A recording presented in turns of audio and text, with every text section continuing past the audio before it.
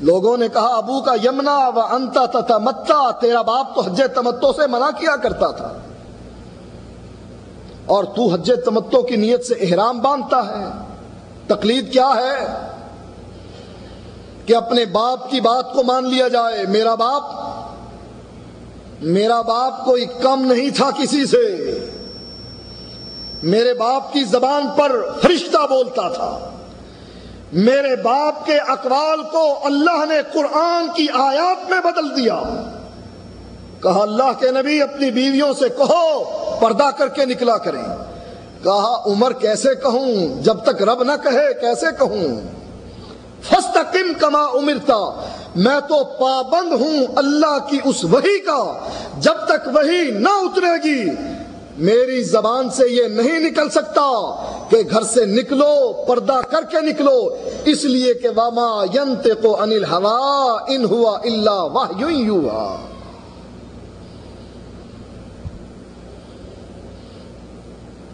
حضرت عمر کی رائے کو رب نے قرآن کی آیات میں بدل دیا اور حکم مل گیا یدنین علیہن من جلابیبہن، گھر سے نکلو تو عمر کی رائے کے مطابق اپنی اوڑھنیوں کو اپنے چہروں پر ڈال کر نکلو، بے پردہ گھر سے نہیں نکلنا۔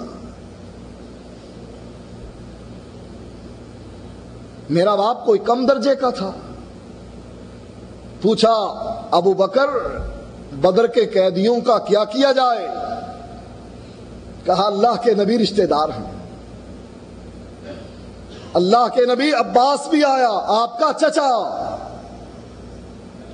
اور اللہ کے نبی اپنے صحابہ سے کہہ رہے ہیں میرے چچا کی رسیوں کو ذرا نرم کر کے باندھنا،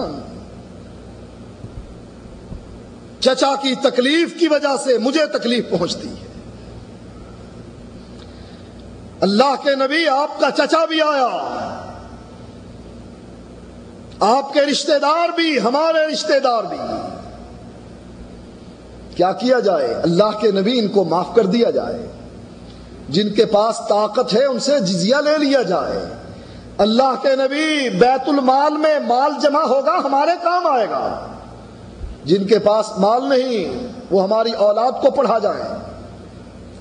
عمر تمہارا کیا خیال ہے؟ کہا اللہ کے نبی میرا خیال پوچھتے ہو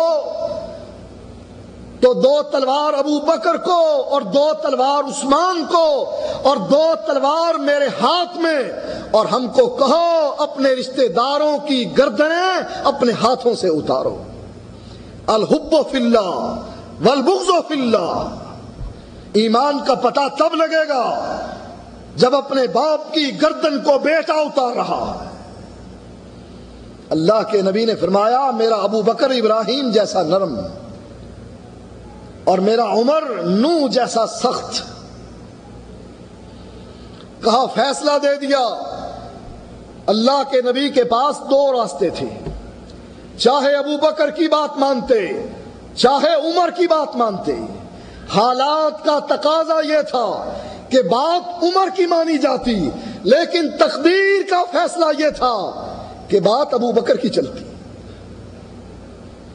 اسی لیے اللہ نے قرآن میں کہا لولا کتاب من اللہ سبق، اگر یہ اس سے پہلے لکھ نہ دیا گیا ہوتا، یہ بات گزر نہ گئی ہوتی کہ فیصلہ تم نے ابو بکر کی رائے کے مطابق کرنا ہے اور ان سے مال لینا ہے، فدیہ لینا ہے، فدیہ لے کر ان کو چھوڑنا ہے، آزاد کرنا ہے۔ اگر یہ پہلے بات گزر نہ گئی ہوتی، حالات کا تقاضا عمر کی رائے تھی اور تقدیر ابو بکر کی رائے تھی، نبی نے فیصلہ تقدیر پر دیا، کہا ابو بکر کی رائے نافذ کر دو۔ آسمان سے وحی اتر آئی، کہا اگر رب نے یہ فیصلہ نہ کر لیا ہوتا تمہیں معاف کرنے کا، لمسکم فیما اخذتم عذاب عظیم، جو کام تم نے کیا اس پر رب کا بہت بڑا عذاب اترتا۔ قرآن کی آیت کے اترنے کے بعد اللہ کے نبی رو رہے ہیں، ابو بکر پریشان ہیں، آنکھوں سے آنسو رواں ہیں۔ حضرت عمر آئے، آ کر پوچھنے لے اللہ کے نبی کیوں رو رہے ہیں؟ مجھ کو بتلاؤ تاکہ آپ کی اتباع میں بھی رہوں۔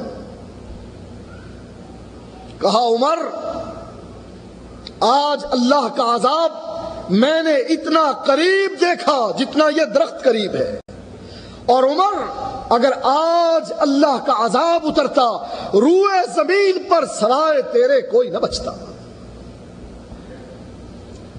میرا باپ کوئی کم درجے کا تھا؟ جب میرے باپ نے حج تمتع سے منع کیا میں بھی حج تمتع نہیں کرتا۔ یہ ہے تقلید، اور اتباع کیا ہے؟ سائل سے پوچھا امر ابی یتبع امر رسول اللہ صلی اللہ علیہ وسلم، ایک طرف میرے باپ کی بات ہے اور دوسری طرف مدینے والے کی بات ہے، عرب کے بادشاہ کی بات ہے، ابو بکر اور عمر کے داماد کی بات ہے، عثمان و علی کے سسر کی بات ہے، فاطمہ کے باپ کی بات ہے، حسن اور حسین کے نانا کی بات ہے، بلال کے آقا کی بات ہے۔ امر ابی یتبع امر رسول اللہ صلی اللہ علیہ وسلم، میرے باپ کی بات چلے گی یا محمد الرسول اللہ کی بات چلے گی؟ نبی کی حدیث کے مقابلے میں میرے باپ کی بات حجت نہیں، یہ ہے اتباع، اور وہ ہے تقلید کہ نبی کی حدیث کے مقابلے میں عمر تو چھوڑیے، ایک عام انسان، صحابی نہیں، نہ بدری، نہ احد والا، نہ جنگ خندق میں شرکت کرنے والا، نہ بیعت رضوان میں حصہ لینے والا، نہ فتح مکہ میں شریک، ایک عام آدمی فارسی النسل، اس کی بات کو اتنا بڑھایا جائے کہ اللہ کے نبی کی بات کو چھوڑ دیا جائے؟ کہا ہم حنفی ہیں، ہم دیوبندی ہیں، پھر ہم نقشبندی ہیں، پھر قادری ہیں، پھر چشتی ہیں، پھر سہروردی ہیں، پھر حیاتی ہیں، پھر مماتی ہیں، اور اس کے بعد قیامت تک پتہ نہیں کیا کیا بنیں گے۔ اب یہ فرق آپ نے دیکھ لیا تقلید اور اتباع میں، اور جیسا کہ میں نے درمیان میں کہا تھا کہ تقلید کا حکم کیا ہے؟ ان کے بقول تقلید واجب ہے، اور ہمارے نزدیک جو تقلید کی جاتی ہے حقیقت میں، عرف عام میں نہیں، کیونکہ مسئلہ پوچھنا تقلید نہیں۔ کیوں؟ اس لیے خود کہتے ہیں کہ مسئلہ پوچھنا اس لیے تقلید نہیں کہ قرآن کی آیت دلیل ہے، فَاسْأَلُوا أَهْلَ الذِّكْرِ إِن كُنتُمْ لَا تَعْلَمُونَ، اللہ خود کہتا ہے مسئلہ پوچھو۔ جب اللہ کہتا ہے تو تقلید کیسے؟ تقلید تو تب بنے گی قبول و قول الغیر من غیر حجہ، کہ اس کی بات دلیل نہ ہو، اس کی بات تو دلیل ہے، فَاسْأَلُوا، لہٰذا یہ مسئلہ پوچھنا تقلید نہیں۔ تقلید کیا ہے؟ کسی کی وہ بات ماننا جو نہ اللہ کے قرآن میں، نہ محمد کے فرمان میں، نہ اجماع امت اور نہ اجتہاد۔ ان کے نزدیک واجب، ہمارے نزدیک حرام، بلکہ شرک۔ بعض لوگ پریشان ہوں گے کہ یہ شرک کہاں سے آیا؟ اس مسئلے کو سمجھیے، مسئلہ تقلید کا عقیدے کا مسئلہ۔ اللہ کہتا ہے ان الحکم الا للہ، کائنات میں میرے علاوہ کسی کا حکم نہیں چلتا۔ اے نبی تیرا بھی چلے گا کہ نہیں؟ کہا نبی کا حکم بھی قرآن کی اس آیت میں ذکر کر دیا گیا ہے، من یطع الرسول فقد اطاع اللہ، نبی کی بات ماننے والا اصل میں اللہ کی بات ماننے والا ہے۔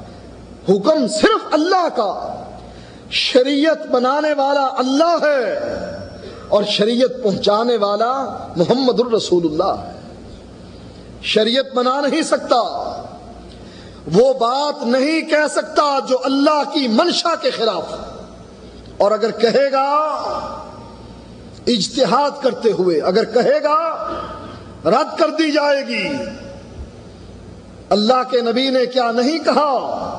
میں شہد نہیں پیتا، اللہ نے بات مانی، یا یہ پوچھا یا ایھا النبی لما تحرم ما احل اللہ لک تبتغی مرضات ازواجک، اے نبی جس چیز کو میں حلال کرتا ہوں تو اس کو حرام کیسے کر سکتا؟ اگر نبی وہ بات کہے جو رب کی منشا کے مطابق نہ ہو، اجتہاد تھا، شہد پینا فرض نہیں، واجب نہیں، چاہے پیو چاہے نہ پیو، لیکن اللہ کے نبی اگر یہ بات کہہ رہے ہیں اپنے لیے، کہا میں نہیں پیتا، مسئلہ بن جاتا۔ اللہ نے تردید کر دی، اے نبی یہ تیرا کام نہیں، یہ میرا کام ہے۔